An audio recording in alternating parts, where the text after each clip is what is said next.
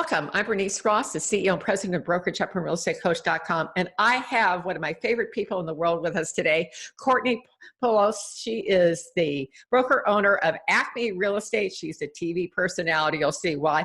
And she's also author of a new book called Breakup, and the subtitle is, yes, yes, yes. I like the subtitle, Break Up with Your 401k. It's sexier than shopping for shoes. Which was not part of the title. We just came up with that, or Courtney came up with it. So Courtney, thank you for being with us today. First of all, you are the broker owner of ACME Real Estate. Now, why in heaven's sake, you are a marketing guru. You do more creative marketing things than anybody I've ever talked to, and you name your brand ACME Real Estate. Why in heaven's name did you do that? There's a story, actually.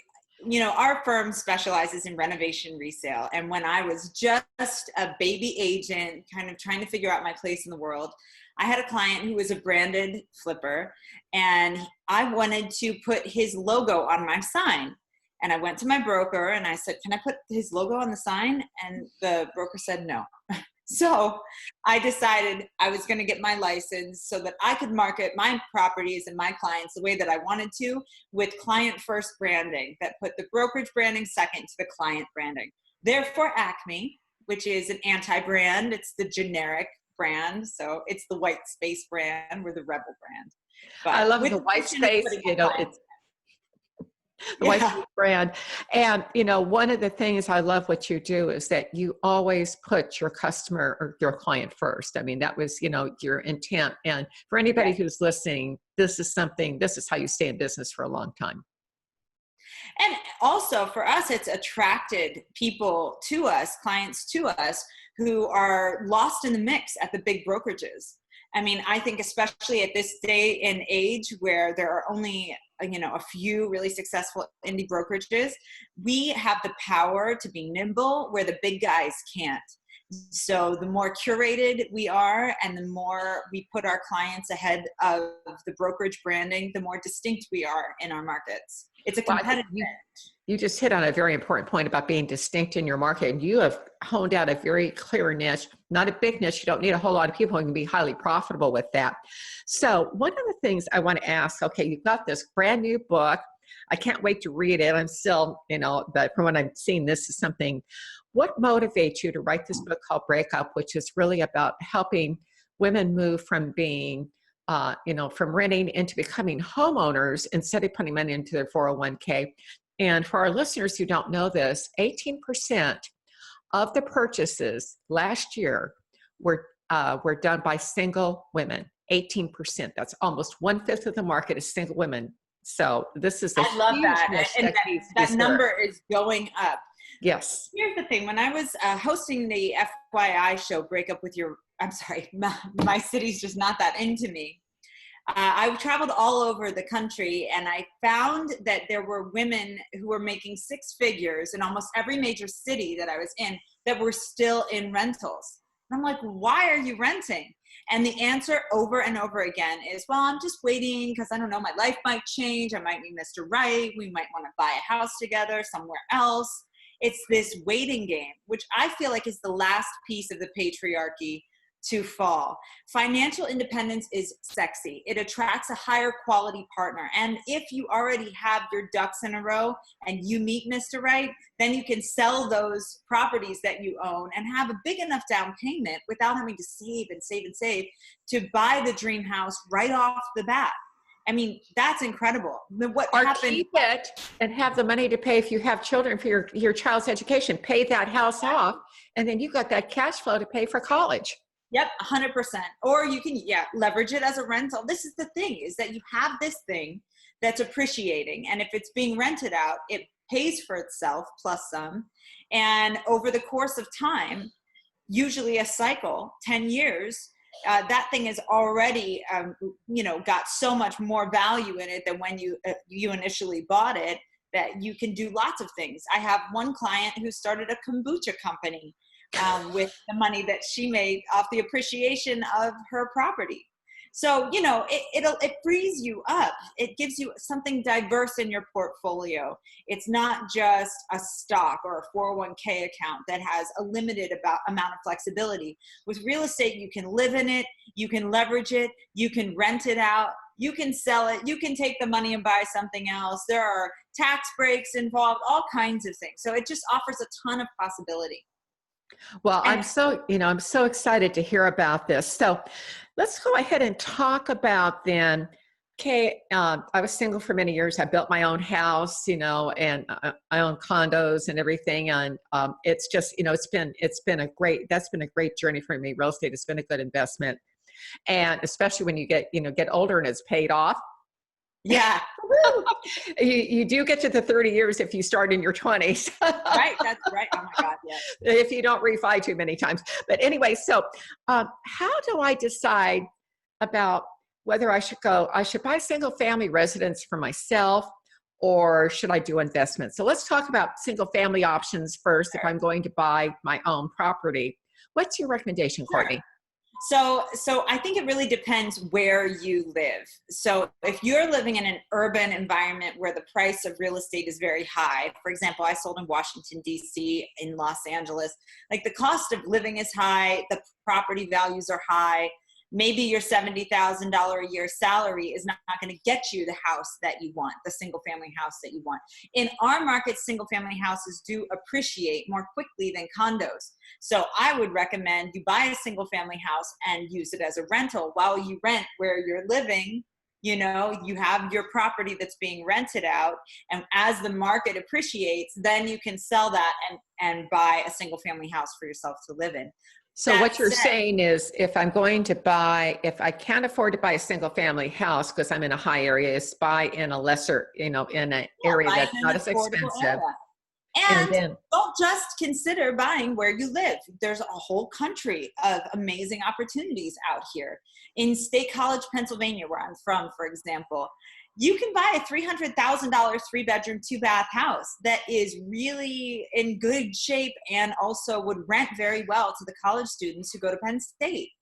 It's totally there for $300,000 at 3.5% down. That's what, like 11 grand or something like that. It's like very nominal. It's your bonus. It's 1 year's bonus if you wanted to take out an FHA loan there. Or for example, in Sacramento, California, we've got new energy in our governor's seat in California. So we have a lot of young energy going to Sacramento. It's still considered a subprime market. And you get in there and you can see that property values are appreciating there. And the trend looks like it's going up. Phoenix, Arizona. Austin's already arrived, but you can still get some good, like the outside areas here. Yeah. If you go out, 20 to 25 minutes outside the city, there's some very good deals, especially if you're going north where there's a lot of high tech, and of course now pushing east and south out of the city as well. So it's just, and there's a lot of land to grow here. So much. And, same is true in Nashville, Tennessee. There's just so many options. So the first thing I would say to anybody who's considering breaking up with a rental and buying a property is to go online, go to something like Quicken Loans, some nationwide lender, get a pre-qual, see what the monthly payments are, like what you need to clear if it was rented, and figure out where you might like to buy. So for me, I do this all the time. I go on Zillow, I'm like, okay, I just got pre-qualified for an investment property at $350. Where do I want to buy? And then I start typing things in: Idlewild, Big Bear, Portland, Seattle, the Poconos. I just want to see where I can spend my money. It's so much better than shopping for shoes too, because this is an appreciating, not a depreciating asset. Real estate is a way more expensive purchase, though. Although for what someone would spend on their shoes, they could be making payments on a house that, for that difference in there, you spend $300 or $400 a month on shoes, and all of a sudden, you add that to your rent, you probably have enough money to buy easily. We are sold consumables, as part of our demonstration to the world that we have arrived, So I have Louboutins and instead of my mortgage payment on an investment property, or I go on trips to Tulum, or I I get Botox or whatever. Like, we do these things to ourselves as women to demonstrate that we are making it. But those things are temporary and they go out of style, frankly. And they're not always the healthiest choice either. You know, so after you've spent your money on your experience or your shoes or your Botox has faded away, you're left with nothing. There's nothing there. So you are in LA, I can tell. It's true. No, it's true everywhere. It is. Oh, you just stepped on it. So, so. I mean, a lot of people are. So I'm just saying, my point is, real estate is something. A lot of people are sitting there kind of going, what? They know they're doing Botox too. Please, if you live in an urban environment and you are a single professional woman, you are Superwoman just like everybody else. You have to look good. You have to, be young and powerful and smart and well put together. Your hair, your nails, we're super women. We are. Until we get to the point where our properties are paid off, and then we can chill. You know what I mean? But right now it's building, and that's what we need to do. We have to buy real estate when we can, not just when we think the time is right. Psychologically, people do not buy real estate when the market is going down. You don't think, oh, property values are going down, now's a great time to buy, unless you're an investor. Well, I think, Courtney, you hit on an important thing, is that we have a shortage of homes in the country right now. And a lot of homes have been pulled in the rental pool, and we still have shortage of rentals. So when you're looking at an investment property, you have to look at how much demand is in that area. Mm-hmm. And then you have to look, does it cash flow? And I do want to recommend the best book I've ever seen on this is Gary Keller's The Millionaire Real Estate Investor, where he lays out the different ways that you can buy, whether you're buying for cash flow, for appreciation. He tells you the exact steps, how to evaluate it. It's very detailed, but what it does, it will show you, and you can have your CPA do it, but if you learn it, you're learning to how to invest again and again and again and build a lot of money, not only for yourself, but for your, if you have kids or for your family, or you want to take those great trips, all the above. That's it. I mean, I came from a family where nobody owned real estate. We weren't taught financial education. I didn't have two parents who were telling me, okay, Courtney, now you're in college. They're going to give you credit cards. Don't spend your money on them. That nobody said save a little here. When properties were so much cheaper than they are now, when I was in college, I was working 3 jobs. I could have easily put a couple $100s away and saved enough money for a down payment on a $150,000 house. Let's talk about that too, because a lot of people think that they have to have 20% down. And there's a company called downpaymentresource.com. If you're not familiar with it, here in the United States, they actually 84% of the properties in the U.S. qualify for down payment assistance. 84%. Almost. That's incredible. 84%. It is incredible. No, and their average grant of down payment assistance is $13,000 at the time that we're doing today's recording. That's $13,000, and that can be interest rate buy downs, help with down payment. It can be closing costs. There's even one program that the government has where they will, if you were going to do some renovation, they will count your renovation cost towards the down payment. Amazing. You get reimbursed. So there are a lot of things that are out there that you can do. And again, that's downpaymentresource.com. Now, well, I think our friend who wrote Rich Dad, Poor Dad makes an excellent point too, that the distinction between people is not how much money they make, it's what they spend their money on. So I find that in a lot of us hardworking people who are not independently wealthy, and our parents aren't loaded, and we aren't trust fund kids, we actually have to work for our money. We spend our money on things like TVs and new cars and like shoes and trips and that kind of thing. Got the t-shirt on that one. Yeah. Instead of spending our money in a way that makes us money. And real estate is the easiest way to do that. If you're not some savvy, stock investor betting on a really high risk stock and that's too complicated. That's why 401ks have been sold to us in the workplace for the past 20 years. I remember when I worked for a federal subcontractor and they had the suits come in and sell us the 401k. And what they explained to us was that there was high, medium, and low risk, and that the company would match. What if the company matched a down payment account. You know, why aren't we doing that? It's because these 401k companies are actually sales companies. You know, they're selling a product and we don't even know what we're buying. We've just been sold the idea that it's safe. Guess what? It's not safe. Not safe. But with real estate, I can live in it. I can improve it.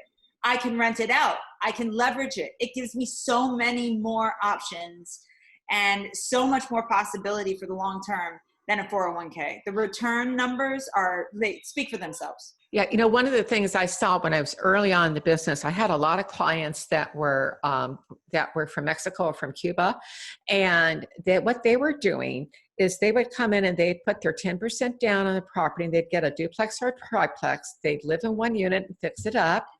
And then they'd rent that to another unit and fix it up. Yeah. And they would, you know, refinance, take 10% out of there, and the money's, you know, it's cash flowing now, it's making money. And then they'd buy another unit, repeat, you know, rinse, repeat. Rinse and repeat. Yeah, exactly. Yeah. And so, I mean, that's the thing, you know, you may not, a lot of people look at single family or investment, but there's this other combo where you can rent out that separate unit and you live in it, or you can get a roommate for your unit and you rent the other one. And then your cost goes down pretty considerably. Duplexes I bought a 2-on-a-lot in Laurel Canyon. I improved it. I refinanced it. And then I rented it out. And the rental income covered about half the mortgage. So for a, well-priced property, I was paying a pretty nominal amount in monthly overhead, $2,500 a month was my gross amount that I had to spend on my rent. So that's like huge. The possibility of buying a duplex, it's easy. And in LA, we have ADU laws now, accessory dwelling units, which means you can legally convert your garage into a guest house. So it doesn't get simpler than that. I mean, in some ways, the housing shortage has actually really benefited the single buyer. Well, that's the whole thing. If you've got a big property and you could be, you've got the lot size, you can build a guest house for a nominal amount of money, and now you've got a rental income from that. There's so many different things that you can do. Courtney, one of the things that is a challenge for us, you said, how do I know what's the right place to do? I mean, I think at the end of the day, you have to partner with a really great real estate agent. So we work with Referral Exchange and also have created a nationwide network. So during my show years, I got a chance to meet with lots of amazing realtors throughout the country. So I have people in almost every pocket. And I think having that local real estate advocate working with you to determine what finish you need in order to get the maximum rental. For example, IKEA butcher block countertops really work, and they're super cheap, and you can put those in a townhouse in Harrisburg, Pennsylvania that you buy. You don't have to go Carrara marble, that people don't need that. So having a local real estate advocate to tell you what it is you need to do to improve it to get maximum value out of it is critical, and whether or not you should be buying a single family house versus a duplex, what the rent control laws are, Airbnb rules and regulations, all that stuff requires a local advocate. But the bottom line is, once you realize what you're doing does not have an emotional component to it, it is strictly real estate investment. This is not your forever house. This is not the place you raise children in. This is a place that's going to make you money in the long term.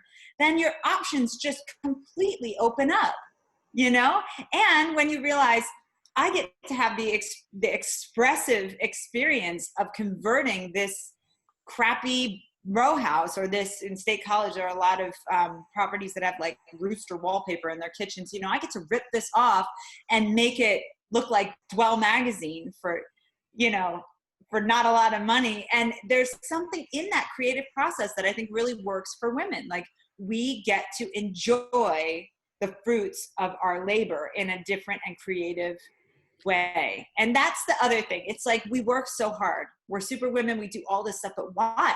Why are we doing this? And I think there has to be this other component. Unless you're singing karaoke every night and getting it out that way, I really think that like creating home, transforming space is a place where women can really find something valuable, a great outlet, and it's fun.